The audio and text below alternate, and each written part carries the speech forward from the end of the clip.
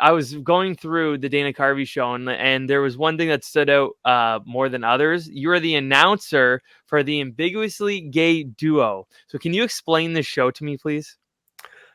All right.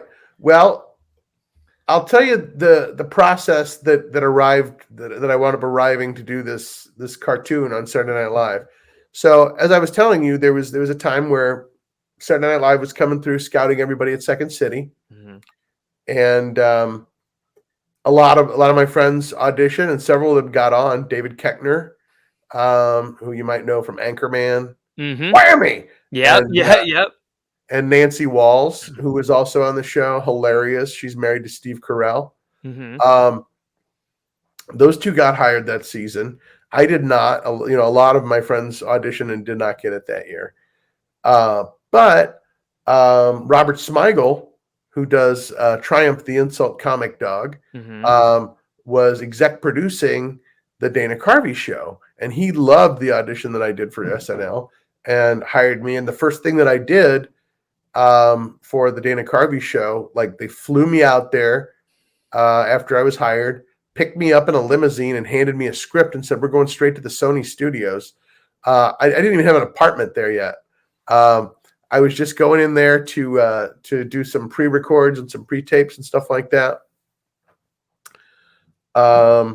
And went into a studio and read the first lines I ever read. "This week's episode, it takes two to tango." And I did the voice of the announcer, and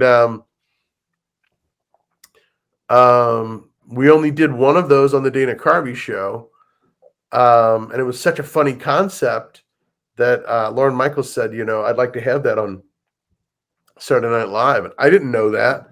So I'm popping popcorn and getting ready to watch a new season of SNL to see all my friends who are going to be on SNL. And then I hear, my own voice. "This week's episode, it takes two to." I was like, "What? Yeah, I'm on SNL?" And we did many, many more of those. JJ Settlemeyer is the animator that does all those, and did a wonderful job with those. Carell and Colbert, or Ace and Gary. Oh, good. And I did a lot of other voices of some of the lesser villains and the henchmen and kids and their coach when they were with the Ambiguo boys and they were teens. I played their wrestling coach.